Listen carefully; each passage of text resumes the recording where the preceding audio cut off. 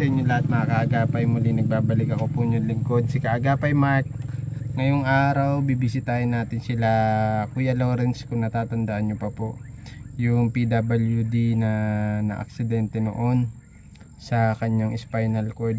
Kumustahin natin yung sitwasyon nila ngayon. Medyo matagal na rin yung huling nabisita natin sila, at kung ano na yung pinagkakaabalaan ngayon ni Kuya Lawrence. Kasi nung nakaraan lang nakikita ko para nangangalakal na sila, si Kuya Lawrence, gamit yung kolong-kolong o yung lumang parang tricycle, yung pinaglalagyan nila ng kalakal. Kita ko sila nung anak nila, nadaanan ko sila. Kaya ngayon nais kong bisitahin sila at kumustahin yung kalagayan nila ngayon. So yun lang po, tara po mga kaagapay. Bago po yan, nais ko lamang pong humingi ng subscribe sa inyo, sa mga hindi pa po naka-subscribe sa ating munting channel, ang Kaagapay Mark. Ganon din po sa aking Facebook page, i-follow nyo po ako, Kaagapay Mark. So yun lang po, maraming salamat sa munting suporta nyo po, at God bless po sa atin lahat. Lagi po tayo mag-iingat. Tara po. Tanda ko pa, dito pa tayo dumadaan. Yung pupunta tayo kay Lawrence. Medyo matagal na rin huling bisita natin sa kanila. May dala tayong kaunting ayuda po dito para sa kanila, sa kanyang mga anak, para sa kanila nila Kuya Lawrence. Wala daw ngayon sila Kuya Lawrence, baka nagsundo daw dun sa kanyang mga estudyante, mga anak. Wala pa dito kasi yung kolong-kolong na gamit niya sa pangangalakal. Hindi natin natagpuan, babalikan na lang siguro natin para makamusta yung sitwasyon nila. Nakaawa man din yun si Kuya Lawrence kasi aksidente nga po siya noon. Kawawa man yung mga anak niya, sa kanya lang umaasa para maghanap buhay. Balikan na lang po natin ulit. So yung mga kaagapay, binalikan po natin ulit ngayon si Kuya Lawrence at kamustahin natin. Sana nandito na si Kuya Lawrence para nakita ko yung kolong-kolong niya na ginagamit. Nangangalakal kasi si Kuya Lawrence. Ngayon babalikan natin, sana nandyan na. Ayun yung kolong-kolong na gamit ni Kuya Lawrence sa pangangalakal. Baba tayo dito. May ilog.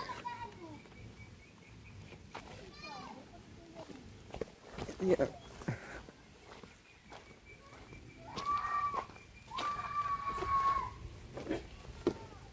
Yung mga anak ni Kuya Lawrence. Hello, kamusta kayo?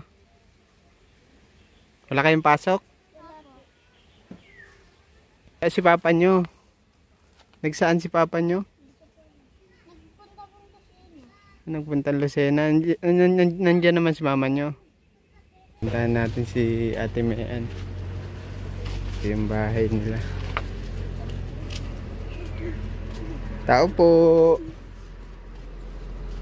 Ma, tao. Oh, nabago na yung bahay nila. Hello Ate Mayan, kamusta ka man? Okay lang po. Wala daw si papa nila. Opo, nasa Lucena po. Ano nangyari? Nagpapagamot po. Magpapagamot siya lang mag-isa? Yung ate niya po na ano. Kasama niya din? Opo.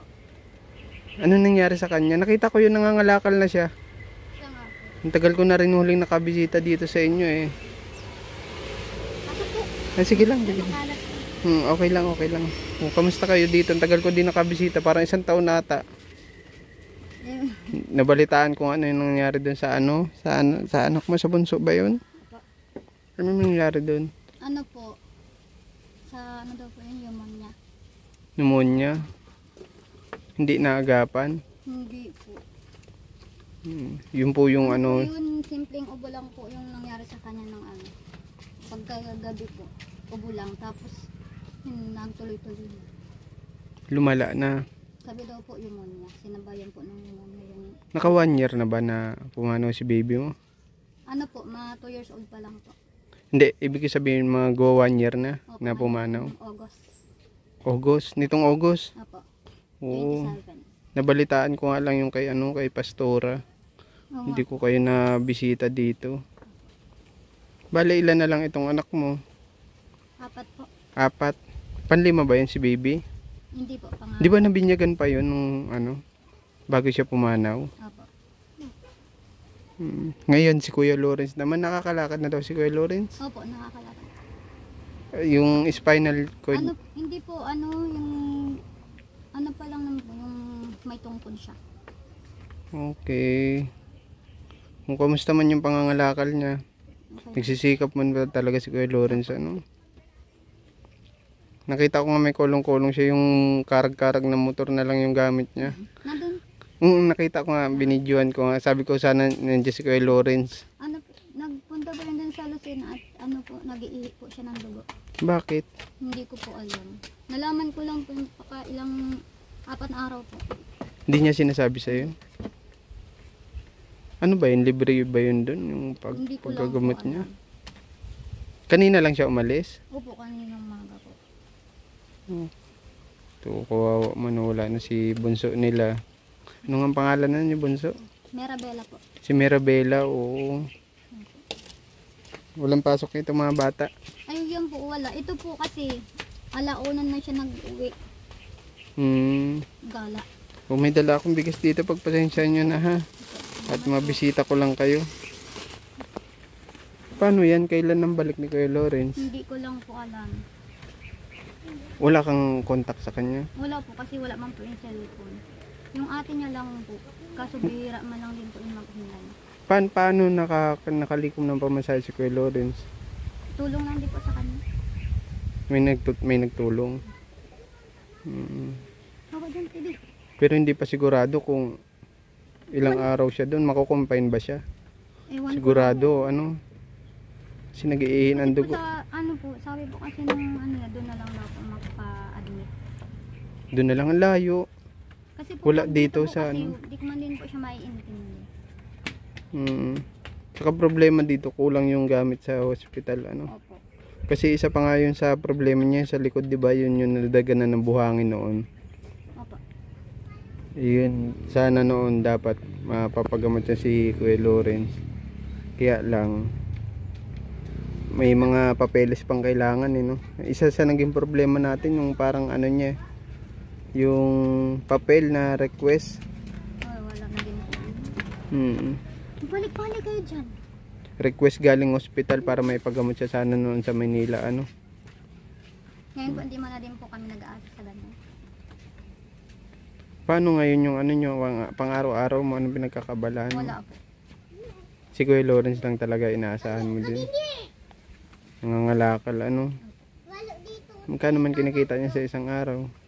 Ano po? 350. 350. Or, yan. Maganda. Kaso po, mahina po ang ano nila ngayon. Magkano pinupunan? Namumuhunan yan, eh, no? Hindi po.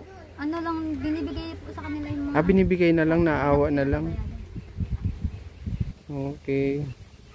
Kahapon sana... Ano po, dati po, tulak-tulak lang po ba yung ano nila. Oo, kasama niya yung isang panganay mo na nakita ko. Tapos, ngayon, nakaano mo na po. Sarili mo, sikap na lang din po. Ayaw niya talagang ma-stay lang dito sa bahay, ano.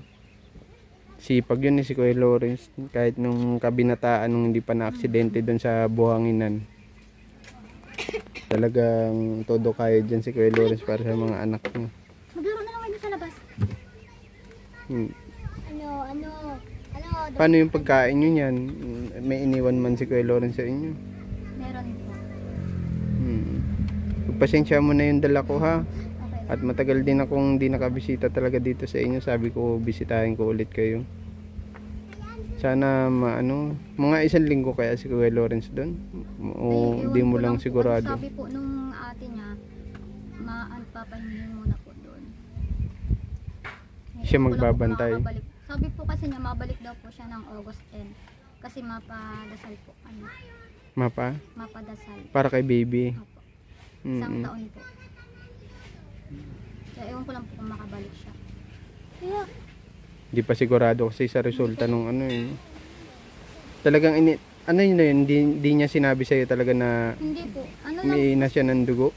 po. Basta po narinig ko po itong mga bata. Sabi daw, Papa, may ano, may dugo. Ganon. Akala ko po nagbibiro man lang. At paghigan niya sa ano lang. Ano daw, mamamatay na daw. Sabi niya. Hindi man ako naniniwala at baka man ako Siguro, apektado na yung damage niya sa likod. Ano? Wala na ba siyang iniinom ng... Yun ng ano, dahon ng, yung pinakulaan kong dahon ng bayabo. Iniinom niya? Wala na siyang iniinom talaga na gamot? Wala na. Di ba dati? Ano po, nilalagnat po siya yan. Kasi pag nagsakit yung likod niya hanggang sa may binti, nalagnatin na po siya. Yun na yung lagi iniinda niya. Tapos nito lang huli naglala talaga. Opo. Hindi pa niya sinabi sa'yo. Pagka-4 na araw. Paano kaya yung gastusan? Siyempre pagkain pa nila. Pagkain nila Nandun doon. man po yung kuya niya tapos yung ate niya. Ay, salamat. Buti sinamahan kahit pa paano. Ikaw wala naman magbabantay sa mga anak mo. Opo, nag-aaral po sila lahat. Ay, very good. Nag-aaral naman. Talagang ganun pa din yung buhay. Ano? Hirap pa din. Buti nga kahit pa paano nakapaglakad siya. Kasi nung huli namin bisita dito, hindi talaga siya nakakalakad. Nasa wheelchair lang. Ano? Opo. Ano Ano nga daw po yun sabi po ng ibang ano dyan. Himala daw po nangyari. Na nakalakad siya. Opo, nakalakad pa din po siya. Nagkaroon na ng laman-laman yung paa niya. Opo. Unang muscle, yung binti niya. O maliit pa din. Maliit pa man din po kasi yung kabila namamaga na siya hanggang dito, sa ganito. Yung sa... Kasi di ba po naputol po ba yung buto niya dito sa ganito? Namaga po siya hanggang dito. siya. Buti nakakaya niya pa magmaneho. Opo. Ano ba yung rehistrado ba yung motor na gamit? Hindi. Bigay lang sa inyo Hindi yun? po, binili niya po yun, ano, 1.8. May kompleto man po ang papel ng motor niya.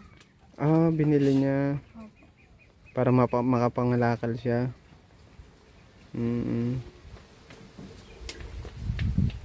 Sana maging okay yung ano, yung resulta ni Kuya Lawrence. Makabalik pa sa inyo dito, ano. Kasi di rin natin alam. Siyempre, check upin din yun sa likod niya. May butas pa ba yun sa likod niya? Meron pa po, hindi man na po nalalak. Yung hindi na po na... Natuyo na yung sugat? Hindi po. Kasi nakita ko po, may butas pa siya. Iniinde niya pa din? Hindi man po niya maramdaman yun. Ah, wala na Wala. pakiramdam. Yun yung ano, mga kaagapay, yung ayun nga, inadaganan siya ng lupa sa likod, ano, habang naghahakot sila. Nagbubuhangin yan, di ba, si Kuya Lawrence dati? Siya po. Baba dyan. Yun lang, at nakamusta ko kayo. Sana makabalik din ako sa inyo dito, makahatid ako ng kunting tulong, ano. At siyempre wala namang ibang aasahan, Baba dyan. si Kuya Lawrence lang. Ikaw naman nag-aalaga sa mga anak niyo. Ay, sasabihin ka, Ate Mayan? Meron po. Sana po ano, tulungan niyo pa rin po si Lawrence. Para po sa magpagamot po siya. Sana may pagbalik ko dito may maganda akong balita, ano, at makita ko ulit si Kuya Lawrence. Ayun lang, Ate Mayan, ha. Maraming salamat sa oras mo, ha. Aba, At sana makabisita ulit ako dito sa inyo. Tagal din ako hindi nakabisita, eh. tama. Ingat kayo palagi, Ate Mayan, ha. God bless. Salamat po. Yun lang, mga kaagapay. Nagpa-confine pala ulit si Kuya Lawrence dun sa Lucena. Grabe yung pinagdaanan niya ni Kuya Lawrence. Kung napanood nyo lang sa mga unang vlog po namin sa kanya.